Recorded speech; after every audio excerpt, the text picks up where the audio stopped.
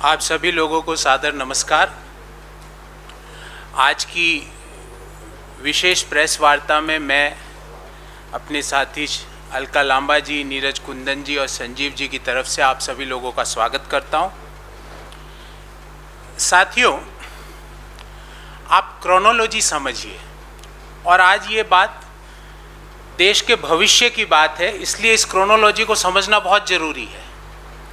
शुरुआत होती है व्यापम से, फिर आता है एसएससी 2017, फिर आता है सीबीएसई 2018 कक्षा 10 और कक्षा 12, फिर आता है 28 एंट्रेंस एग्ज़ाम हरियाणा के, फिर आता है जेईई मेन 2020 और अब लेटेस्ट अवतार आया है जेईई मेन 2021। इन सब परीक्षाओं में क्या चीज़ कॉमन है? एक ही चीज़ कॉमन है, देश के भविष्य के साथ, देश के छात्रों के साथ खिलवाड़ हुआ है इन सारी परीक्षाओं में। और महत्वपूर्ण विषय उठाना चाहते हैं, इन सारे परीक्षाओं के लिए दोषी कौन है?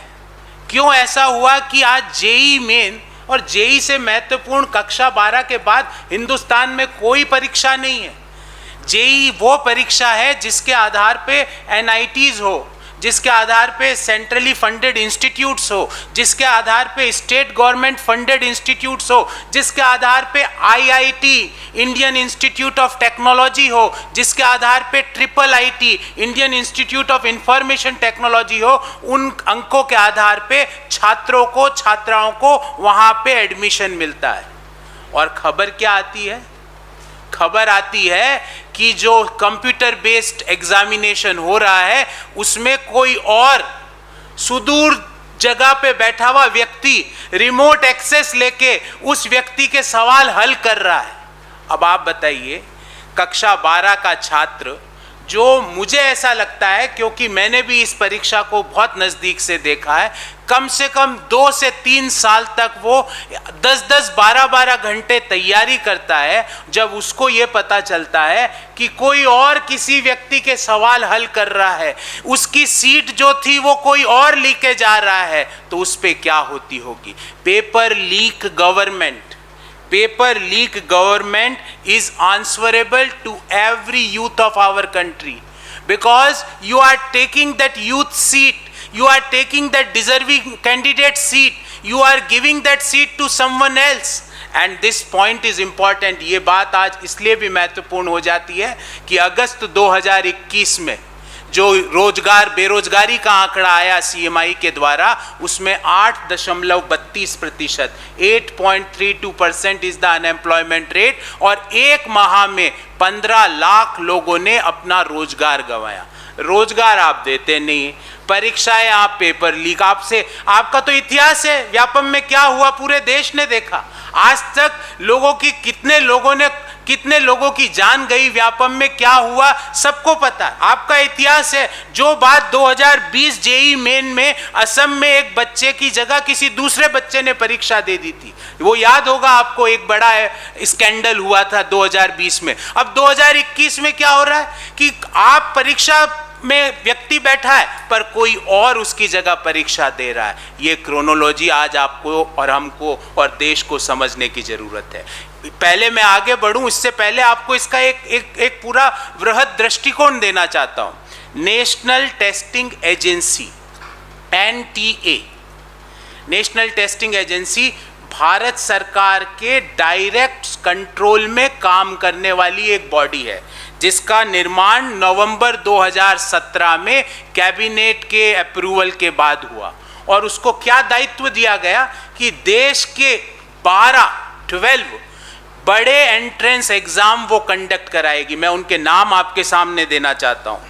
IIT JEE Main, National Eligibility cum Entrance NEET, जिसको कहते हैं मेडिकल परीक्षा के लिए, कॉमन मैनेजमेंट एप्टीट्यूड टेस्ट जो कि एमबीएस के लिए, ग्रेजुएट फार्मेसी एप्टीट्यूड टेस्ट जो कि बी फार्मा के लिए, यूजीसी नेट और सीएसआईआर नेट जो कि लेक्चरशिप और हायर एजुकेशन में जो लोग अपना रिसर्च में कैरियर बनाना चाहते हैं उनके लिए, Indian institute of foreign trade IIFT के एंट्रेंस एग्जाम के लिए, जेएनयू के एंट्रेंस एग्जाम के लिए, इग्नू की पीएचडी के एंट्रेंस एग्जाम के लिए, ICAR Indian council of agriculture research के सारे एंट्रेंस एग्जाम के लिए, national council for hotel management के सारी परीक्षा के लिए, और तो और दिल्ली यूनिवर्सिटी के एंट्रेंस एग्जाम के लिए।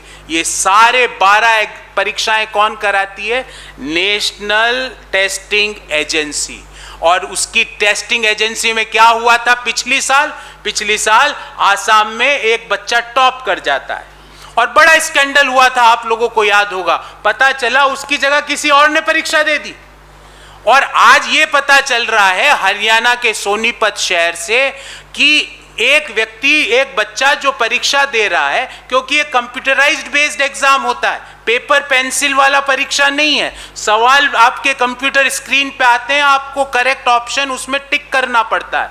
आपकी रिमोट एक्सेस उस कंप्यूटर, जो आप सेंटर पे बैठे हो, जिस कंप्यूटर में परीक्षार्थी परीक्षा दे रहा है, उसकी रिमोट एक्सेस कहीं और से कोई आदमी सॉल्व कर रहा है। और इसके लिए 15 लाख रुपए के पोस्ट डेटेड चेक ले लिए जाते हैं, 12 से 15 लाख रुपए की। उस व्यक्ति की आईडी, उस व्यक्ति की जो बच्चा दे रहा है उसके मार्कशीट 10वीं और 12वीं की आपके पास रख ली जाती है और बोला जाता है कि आपका NITs में एडमिशन सुनिश्चित।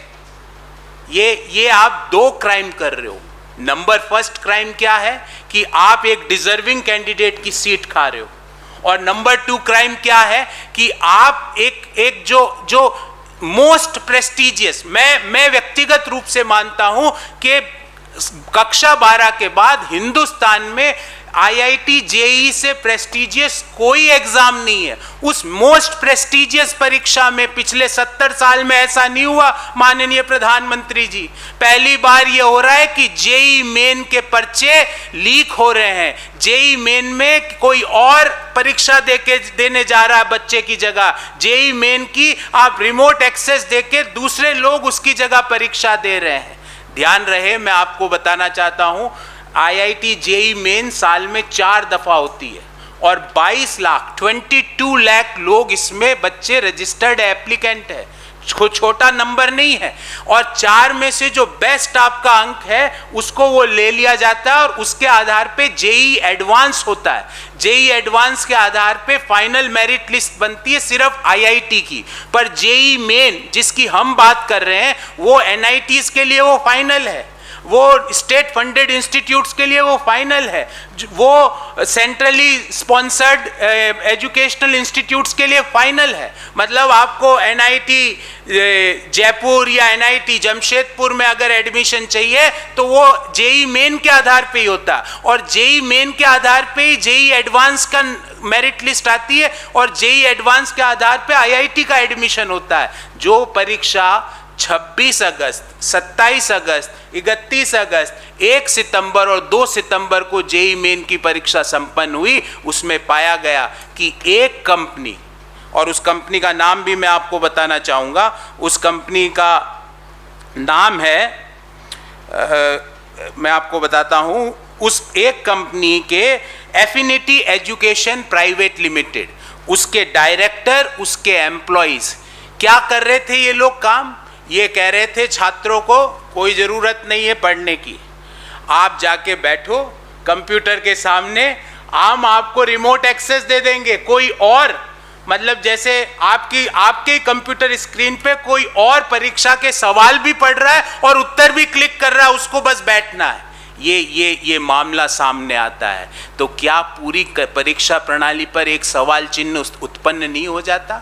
और जब JEE मेन में ये हुआ है तो जब NTA नेशनल टेस्टिंग एजेंसी 12 और परीक्षाएं लेती है उसमें नहीं हुआ होगा, इस बात की क्या गारंटी है?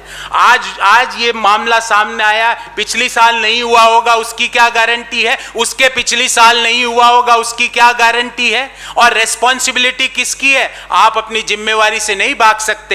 नेशनल टेस्टिंग एजेंसी का निर्माण इस तरह की परीक्षाओं को कंडक्ट करने के लिए MHRD द्वारा किया गया था, तो क्या NTA जिम्मेवार नहीं है? इस बाबत हमारे 5 प्रश्न और 5 डिमांड्स हैं। हाउ, कैसे एक स्टूडेंट को एंश्योर किया जाए कि वो जो परीक्षा दे रहा है वो बिना मैनिपुलेशन के हैं, वो बिना किसी फ्रॉड के हैं? कैसे उसमें वो फीलिंग को रिस्टोर किया जाए? सरकार इसका जवाब दे। हमारा दूसरा सवाल है, जब most prestigious exam like JEE Joint Entrance Exam for IITs and NITs में जब इस तरह की बातें आ रही है, तो हम भविष्य के किस तरह के प्रोफेशनल देश को देना चाहते हैं? हमारा तीसरा सवाल है कि एजुकेशन मिनिस्ट्री NTA अपना पल्ला नहीं झाड़ सकती कि हमारा कोई दोष नहीं है। पिछली साल इसी तरह की घटना आसाम में हुई, आसाम का एक टॉपर बना, आपने उसके बाद क्या किया? हम इसके लिए NTA और एजुकेशन मिनिस्टर और एजुकेशन मिनिस्ट्री को डायरेक्टली जवाबदेह मानते हैं। हमारा चौथा प्रश्न है, 22 लाख लोग बच्चे जब जेई मेन दे रहे हैं, आप कैसे इंश्योर करोगे कि ट्रांसपेरेंट एग्जाम उनका हो रहा है, फेयर एग्जाम उनका हो रहा है, बिना किसी मैनिपुलेशन का एग्जाम हो रहा है? इसको आप कैसे इंश्योर करोगे? और अंत में हम चाहते हैं कि सिटिंग सुप्रीम कोर्ट के जज की अध्यक्षता में एक इंक्वायरी कमेटी बैठे और पता लगाए, क्योंकि ये व्यापम वाले लोग हैं, इनकी रग रग में लीकेज है, इनकी रग रग में चीज़ों परीक्षाओं में धांधली करना है। तो सुप्रीम कोर्ट के सिटिंग जज की अध्यक्षता में एक समिति बने और पिछले 7 सालों में 7 इयर्स पिछले 7 सालों में जो भी प्रमुख एंट्रेंस एग्जाम हुए हैं उनकी जांच हो और पता लगाए कि कौन कौन से लोग, कौन कौन सी मिनिस्ट्रीज, कौन कौन से मिनिस्टर से एसोसिएट लोग इन चीज़ों में लिप्त थे और क्यों लोग हिंदुस्तान के बच्चों के साथ खिलवाड़ हुआ। मैं शॉर्टली अपनी बात अंग्रेजी में कहूँगा, फिर माननीय अलका लांबा जी से अनुरोध करूँगा, उसके उपरांत नीरज भाई को रिक्वेस्ट करूँगा कि वो अपनी बात आपके सामने रखे। Please understand the chronology. It started from Vyapam to SSC 2017 to CBSE class 10th and 12th in 2018 to 28 entrance exams conducted by Government of Haryana to JEE Main 2020 in Assam to JEE Main 2021 now. Only one thing is common in all the above exams, that the examination conducting body had messed up the future of the young students of our country. Paper league government is answerable to every youth of the country who is not able to get a deserving job or a seat in a reputed institute due to endless paper leaks which we are having in last 7 years. The situation becomes more alarming because the unemployment rate in the country as per CMIE August 2021 data had reached to the level of 8.23%. Only in the month of August 2021, 15 lakh people had lost their employment. Now, what is the event?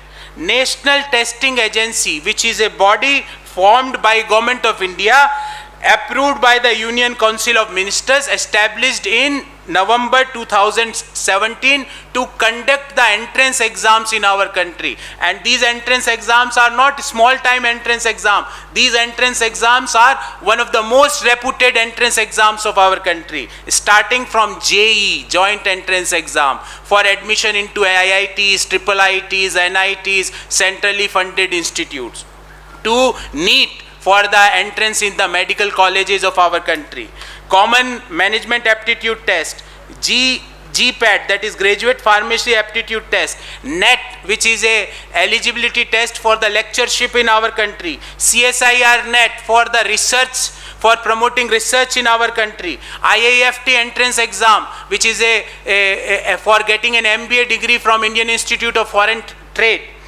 JNU entrance exam, IGNOU PhD, ICAR, Indian Council for Agriculture Research entrance exam, Hotel Management colleges, and Delhi University entrance exam.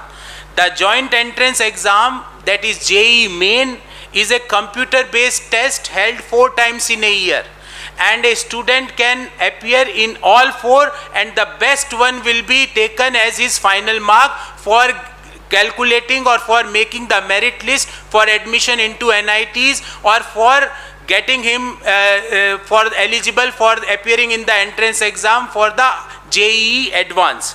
The JEE Main is a CBT held 4 times in an academic year by National Testing Agency. each applicant is allowed to make one attempt in each session. The student best of the 4 scores will be considered for preparing final merit. The merit list is used for BE, BTech at NITs, IIITs and other institutes. And this merit list is also used for finalizing the list of candidates who are eligible to write JEE Advanced for admission to IITs. The 4th session of JEE Main 2021, which were concluded on 2nd of September 2021, is in this particular JEE Main exam, the CBI have registered a case against a private institute named as Affinity Education Limited and its directors and 3 employees. What they were doing, the private institute was involved in helping the students to forge the entire exam. The institute also collected money from the students after their selection.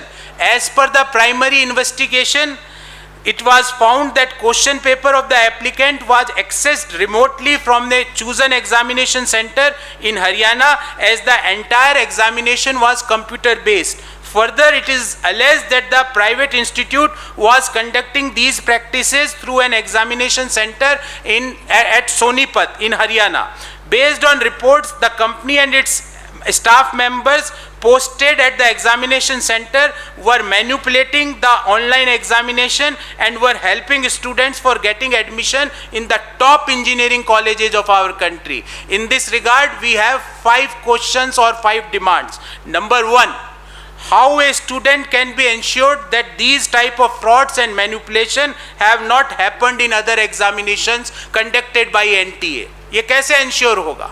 Number 2, if one of the most prestigious exam of our country, that is JEE Main, is not spared by these frauds, then what is the quality of future professionals which we are giving it to our country? Number 3, Education Minister and Education Ministry and NTA are having responsibility for conducting transparent and fair examination. Why they are not held liable when there is a consistent manipulation in JEE Main exam in last year and this year? If it is not the responsibility, that the government should ensure that every student out of 22 lakh applicants who had appeared for JEE Main 2021 to get a fair chance, ultimately their future is at stake. And last, we demand an inquiry of the entire fraud under the supervision of sitting Supreme Court judge, as this is an issue related to the future of our country. Now I will request Alka ji to share her thoughts about this issue with all of you, and thereafter we will request Neeraj ji to share his thoughts on this issue, after which we will be open for Q&A. धन्यवाद professor. आप सभी का धन्यवाद करते हैं। अभी आपने professor साहब को सुना, बीजेपी के ऊपर पूरा खुलासा किया है। बीजेपी मतलब बेचते जाओ पेपर, बेचते जाओ पेपर। देश का भविष्य, छात्रों का भविष्य दांव पर लगा हुआ है। बेचते जाओ पेपर, कहाँ कहाँ बिक रहे हैं ये पेपर, सिलसिलेवार अभी की खबरें हैं। शुरुआत करते हैं हरियाणा से। बताने की ज़रूरत नहीं है, बेचते जाओ पेपर बीजेपी की सरकारों के अधीन चल रहा है। Haryana staff selection commission constable भर्ती पेपर लीक हो गया है। 12 लाख रुपए तक वसूली। दूसरा, 14 अरेस्टेड, 35 लाख रुपए में कर्नाटका एग्जाम लीक, पुलिस भर्ती कर्नाटका। कितनी कीमत है? हरियाणा में अगर 12 लाख है तो कर्नाटका में 35 लाख। आ जाइए असम में, बीजेपी बेचते जाओ पेपर। असम किसकी सरकार है? ये महिला कांग्रेस की कार्यकर्ता है। आंदोलन होता है 3 सितंबर 2020 को।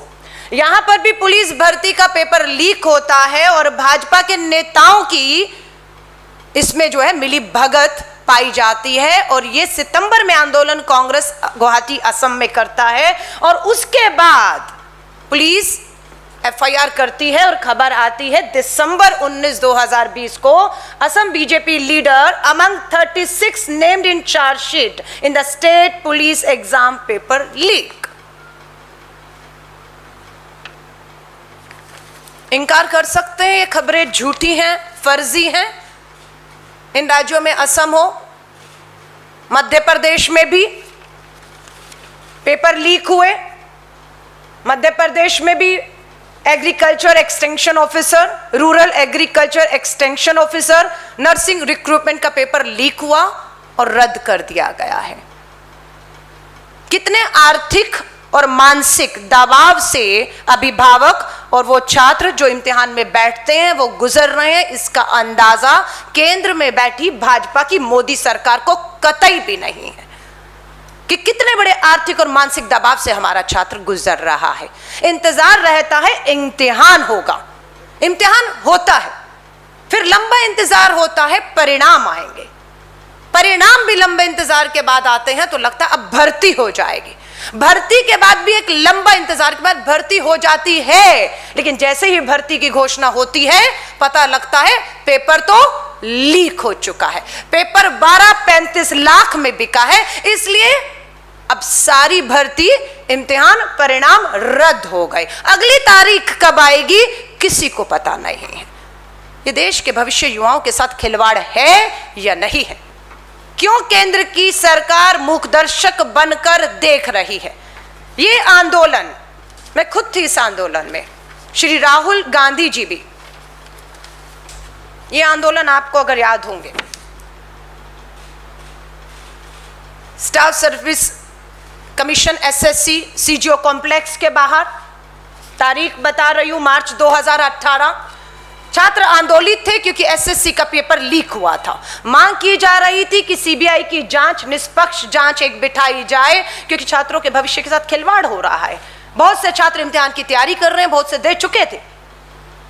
18, 19, 20, 2021 जानना चाहते हैं ये जो छात्र सीजीओ कॉम्प्लेक्स एसएससी के दफ्तर के बाहर बैठे थे, कहा गया सीबीआई को सौंपी जा रही है जांच, वो जांच का नतीजा कहां है? आरोपी आज तक फरार क्यों हैं? क्यों सलाखों के बीच में पीछे भेजकर इस लीकेज को परमानेंट अभी तक बंद नहीं किया गया है? क्योंकि कहीं ना कहीं भाजपा के नेताओं से तार जुड़े हुए हैं ऊपर से नीचे तक।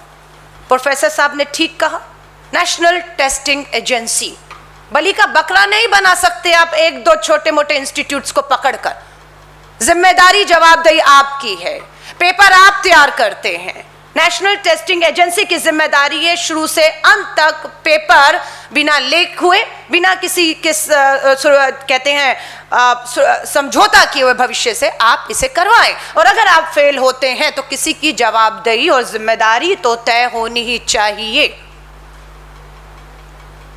ये अभी की सुर्खियां हैं, ज्वाइंट एंट्रेंस एग्जाम जेईई, पढ़िएगा हेडलाइंस, क्या कहता है?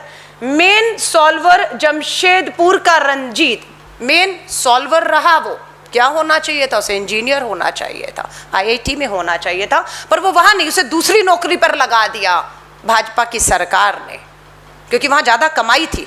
शायद वो मेन एंट्रेंस क्लियर करके इंजीनियर बन के पकोड़े तल रहा होता, इसलिए उसको बेहतर काम दिया। क्या काम दिया उसे? मेन सॉल्वर जमशेदपुर का रंजीत इंजीनियरिंग पढ़ने गया था बेंगलोर, अब 12 लाख में सॉल्व करता है दूसरों का पेपर। कितना भद्दा मजाक है ये छात्र के साथ नहीं, देश के भविष्य के साथ खिलवाड़ है। इससे भद्दा मजाक क्या हो सकता है? और केंद्र की सरकार, शिक्षा मंत्री मौन धारे बैठे हुए हैं, सोचते हैं एक आधी अखबार में ही तो ये खबर छपी थी, शायद किसी को पता भी नहीं चलेगा और मुद्दा खत्म हो जाएगा।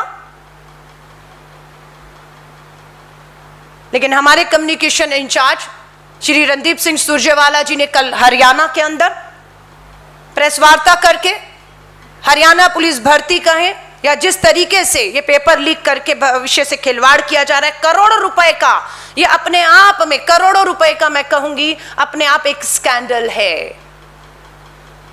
जो बच्चा डिजर्व करता है, जो इम्तिहान में बैठकर ईमानदारी से पास करके उस मुकाम तक पहुंचना चाहता है, पेपर लीक करके आप उसके भविष्य के साथ खिलवाड़ करते हैं। उसके पास पैसा देने के लिए 12 लाख 35 लाख नहीं है, उसके पास 12-15 लाख नहीं है, वो ईमानदारी से इम्तिहान में बैठ रहा है। इम्तिहान आप पेपर लीक में रद्द कर देते हैं। ये कब तक चलेगा? हम केंद्र की भाजपा सरकार, प्रधानमंत्री नरेंद्र मोदी से सीधा पूछना चाहते हैं। ये जवाब तो केंद्र की भाजपा सरकार को देना होगा, क्योंकि ये तमाशा 2018 नहीं 17 से चल रहा है। सीबीएसई के पेपर लीक हुए, प्रधानमंत्री जी को खूब गुस्सा आया 2018 में, लेकिन वो गुस्सा लगता है ठंडा हो गया है। वो गुस्सा सिर्फ अखबार की सुर्खियों तक था कि प्रधानमंत्री जी ने पूर्व शिक्षा मंत्री उस समय थे प्रकाश जावड़ेकर जी को बुलाकर गुस्सा जाहिर किया, हेडलाइन बनी 2018 में। नतीजा क्या है? नतीजा तो सिफर, जीरो है कि आज भी देश और देश के युवाओं के साथ एक खिलवाड़ करके उन्हें आर्थिक मानसिक दबाव से गुजरना पड़ रहा है। कांग्रेस इस मुद्दे को हल्के से नहीं लेगी। बिल्कुल हमारी जो मांग है, जो प्रोफेसर साहब ने आपके सामने रखी है, सीबीआई ने एफआईआर दर्ज की है, सीबीआई जांच कर रहा है। जेईई की जो ये पेपर लीक है, बहुत लोग अरेस्ट हुए, लेकिन हमें मालूम है एसएससी का भी 2018 में सीबीआई को जांच सौंपी थी। 21 तक नहीं बता पा रही सीबीआई जांच कहां पहुंची। आगे ये नहीं होगा इसकी कोई गारंटी नहीं दे पा रहे, इसीलिए ये सब हो रहा है। तो हमारी ये मांग है कि ये जो जांच है, इंक्वायरी जो है, सिटिंग सुप्रीम कोर्ट के जज के अधीन बिठाकर फास्ट ट्रैक में इसे लाकर दूध का दूध पानी का पानी करके जो इस पूरे स्कैम में शामिल हैं, चाहे वो नेता हैं, चाहे वो ब्यूरोक्रेट्स हैं, चाहे वो नेशनल टेस्टिंग एजेंसी में बैठे अधिकारी हैं, चाहे वो एसएससी में बैठे अधिकारी हैं, सीबीएसई, उन सब के एक जांच होनी चाहिए। क्योंकि कहते हैं ना, गंगा तो ऊपर से नीचे आती है। तो ये अगर कहीं कोई चूक है तो हमें लगता है नेशनल टेस्टिंग एजेंसी जो भारत सरकार के अधीन है, सबसे पहले जो उंगली है वो उन पर उठती है। और व्यवस्था जो बनी हुई है, जो पिछले 7 सालों में बनाई है, इस व्यवस्था को आपको हमें बदलना होगा। धन्यवाद।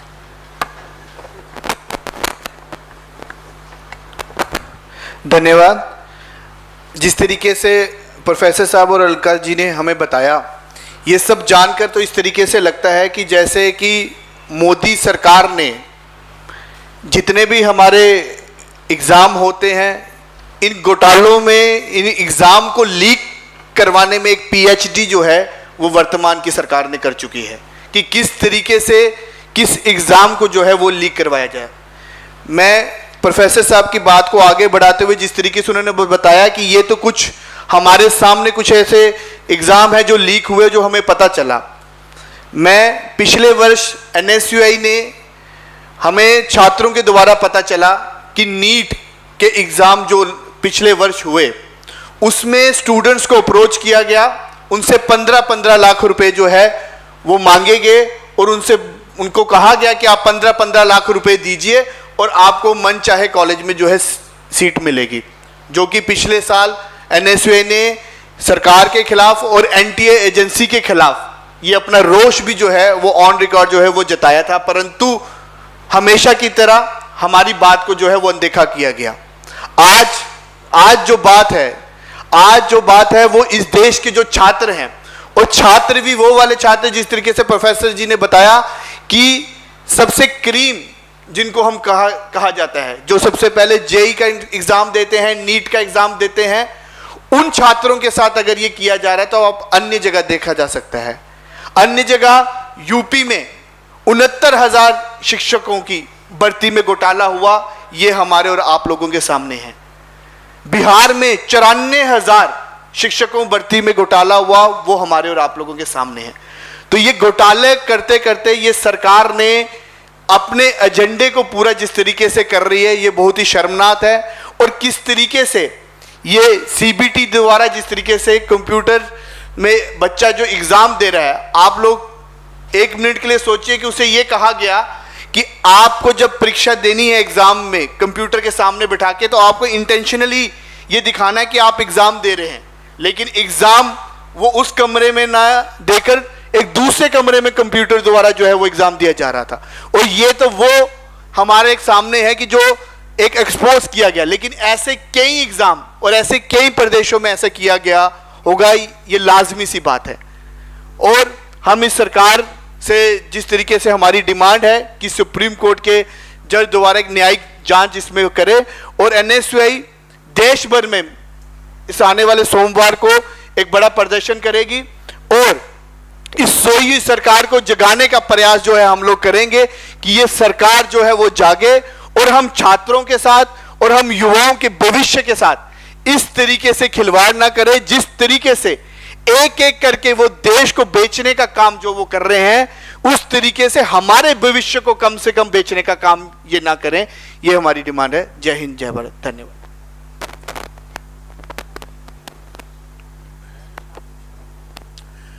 आपके इस संदर्भ में कोई सवाल हो तो हम उसका उत्तर देने का प्रयास करेंगे।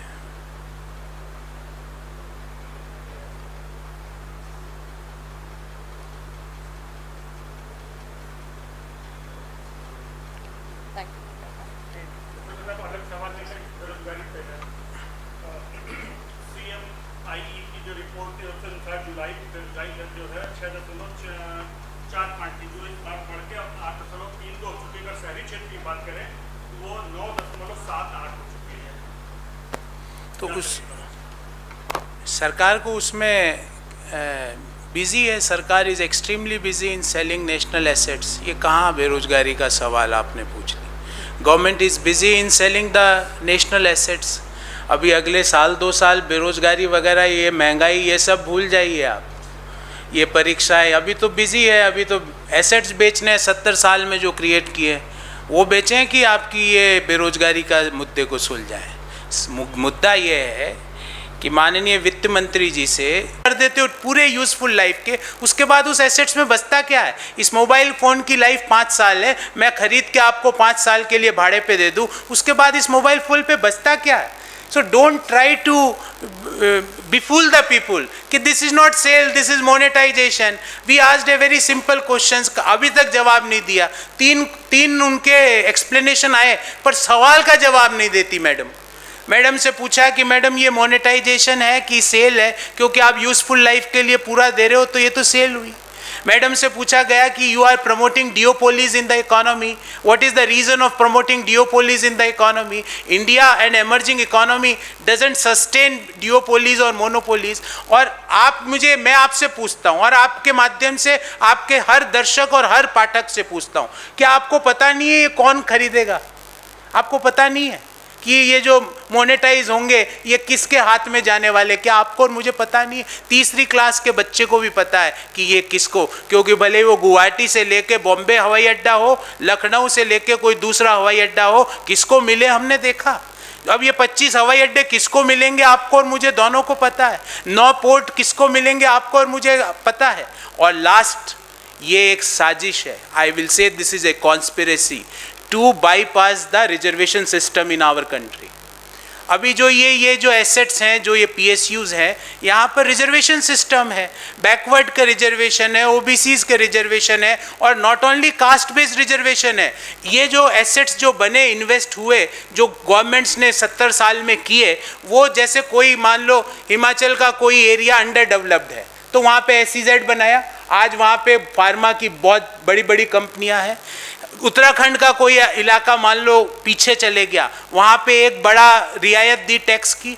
मान लो असम के या मणिपुर के कोई इलाके में इंडस्ट्री को प्रमोट करना, ये बनाया है सरकारों ने, पिछली सारी सरकारों ने मिलके, जिनको आप पानी पी के सिर्फ गाली देने के अलावा कुछ काम नहीं करते। और अब आप कभी नहीं पूछ सकते कि 70 साल में क्या किया। 70 साल में ये किया कि आज आपके खर्चे, जो रेवेन्यू एक्सपेंडिचर है, उसको चलाने के लिए जो एसेट्स बनाई वो हमने 70 साल में क्रिएट करी। और लास्ट में एक बात कह के अपनी बात समाप्त करूँगा। हमारी संस्कृति में जो व्यक्ति अपने बाप दादाओं की संपत्ति बेचता है उसको हमारे यहाँ तो कुपात्र बोलते हैं, सुपात्र नहीं बोलते हैं।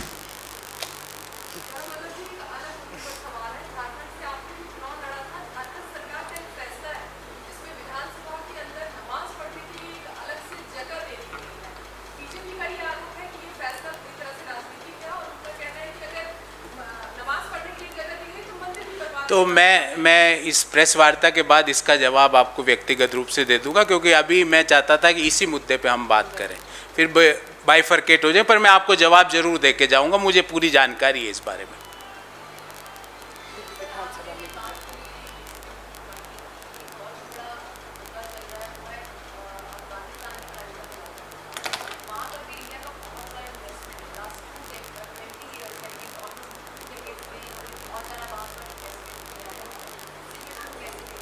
पिछले 3 वीक से पॉलिटिकल इनस्टेबिलिटी है अफ़गानिस्तान में। आपने देश के फॉरेन मिनिस्टर को आप बयान या उनका वक्तव्य टीवी पे या अखबार में इतना सा भी कॉलम देखा? कहाँ है देश के फॉरेन मिनिस्टर? कहाँ है देश के इकोनॉमी फाइनेंस मिनिस्टर? क्यों वो कोई आप बाहर आके कोई बात नहीं कहते? क्यों जो कभी bad good Taliban bad Taliban नहीं हो सकता वो जाके आज उनको सपोर्ट कर रही? क्यों? और आपकी पॉलिसी क्या है? हम तो आपके साथ खड़े हैं आज, क्योंकि ये बाहर विदेशी मुल्क का मामला, हम तो आपके साथ खड़े हैं। हमारा सिंगल क्वेश्चन है, please let us know what is your policy regarding Afghanistan, what is your policy regarding Taliban, please share with the country. एक हिंदुस्तानी होने के नाते मुझे जानने का, आपको जानने का, आपके हर दर्शक और पाठक को जानने का अधिकार है कि आपके अफगानिस्तान के बारे में पॉलिसी क्या है आपकी नीति। आप डिप्लोमेसी का जो निम्न स्तर, मैं इसको, I am sorry to use this word, but this is the lowest level of diplomacy, because you don't have any diplomacy, you don't have any policy, you are just trying to make a disaster management. Disaster management का इधर कुछ हुआ तो इधर चले गए, इधर कुछ हुआ तो उधर से लेके इधर चले गए। 2-3 वीक आपने लोगों को डाइवर्ट करके रखा, 2-3 वीक आपने जो 900 रुपये पार जो गैस सिलेंडर भाव हो गए उसको डाइवर्ट करके रखा, 2-3 वीक जो आप अनएम्प्लॉयमेंट 15 लाख लोगों की नौकरी गई अगस्त में उसको डाइवर्ट करके रखा। आप नए नए तरीके ढूंढते हो, आप नए नए इश्यूज को खोजते हो। अब मैं आपको, मतलब कोई टीवी का जो अदाकार का स्वर्गवास हो जाता है तो आप उसके पीछे लग जाओगे, अभी मान लो कि किसी और का कुछ हो जाए तो आप उसके पीछे लग जाओगे। अब अफगानिस्तान के पीछे मैंने तो एक सवाल पूछा भारत सरकार का, भारत सरकार का फॉरेन मिनिस्टर साहब कौन है? शायद प्रधानमंत्री जी को भी शायद याद नहीं होगा, क्योंकि उन्होंने इतने मिनिस्टर्स अपॉइंट कर रखे हैं। भारत सरकार के फॉरेन मिनिस्टर साहब का क्या वक्तव्य है, क्या बयान है? फॉरेन मिनिस्ट्री का, एक्सटर्नल अफेयर्स मिनिस्ट्री का क्या स्टेटमेंट है? What is the policy regarding Taliban and Afghanistan? Country wants to know, please don't mislead us. हमारा इन्वेस्टमेंट भी है, हमारा पड़ोसी भी है, हमारी नैतिक जिम्मेवारी भी है। हम इस रीजन में सबसे बड़े इकोनॉमी है, हम इतने बड़े और विशाल इकोनॉमी है। आज अफगानिस्तान के माध्यम से दूसरे देश, specially Russia, China and Pakistan, what they are going to play, what is their intention, what is your policy to counter this triangle which Afghanistan, Pakistan and Russia is forming in Afghanistan. So आपकी इस ट्राइंगल को लेकर आपकी क्या पॉलिसी है, देश के सामने ये ला के रखिए। प्रधानमंत्री जी तो MA in entire political science है, उनसे बेहतर तो आदमी नहीं हो सकता इन सब चीज़ों के बारे में बोलने के। वो तो एंटायर है। आप और मैं तो हो सकते हैं देश की पॉलिटिकल साइंस जानते हो, वो तो दुनिया की जानते हो, उनकी डिग्री में लिखा हुआ है। तो वो आए बाहर और दें अपना वक्तव्य कि भाई मैं तो सब जानता हूँ, because this is A political issue. तो वो अफगानिस्तान के बारे में दें वक्तव्य, आके एक करें press conference specially on Afghanistan, आपको भी बुलाएं और दें अपना दिव्य ज्ञान, बताएं कि उनके दिव्य ज्ञान में एंटायर पॉलिटिकल साइंस में उनको क्या सिखाया गया और उनका क्या मंतव्य है, आके बोले।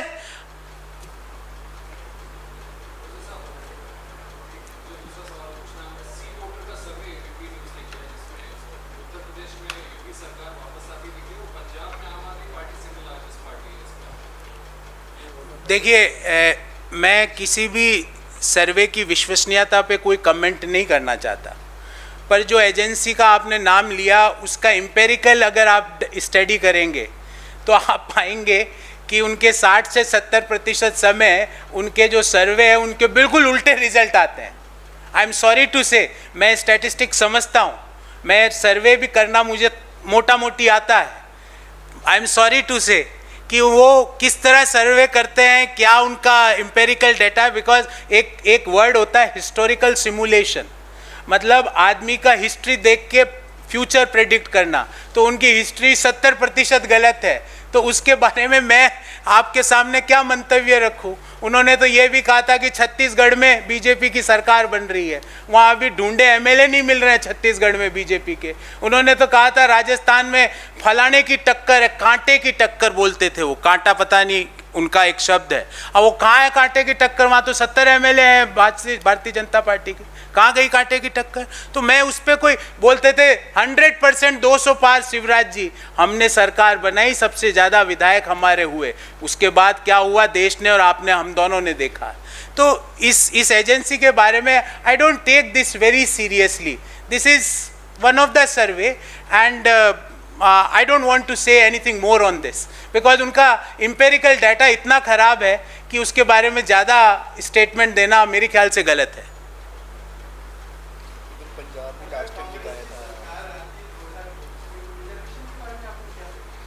रिजर्वेशन के बारे में हमने हर जगह अपनी बात क्लियर रखी है कि हम we are not anti this, हम ये इस तरीके के पब्लिक एसेट्स को सेल करके बाईपास करने के कोई मुद्दे नहीं उठाने वाले हैं। आप क्या कर रहे हो? आपने देखा पहले तो मोहन भागवत जी का क्या स्टेटमेंट था रिजर्वेशन के बारे में, खुलेआम उन्होंने रिजर्वेशन को चैलेंज किया। जब उनको भारतीय जनता पार्टी के लोगों ने घेरा तो उन्होंने अपना स्टेटमेंट वापस ले लिया। फिर अब इस तरह की जो ये मोनेटाइजेशन क्या है, ये रिजर्वेशन को बाईपास करने के तरीके हैं। We are committed for the welfare of the backward region of the SC, ST and OBC community of our country. We are committed for this. Thank you.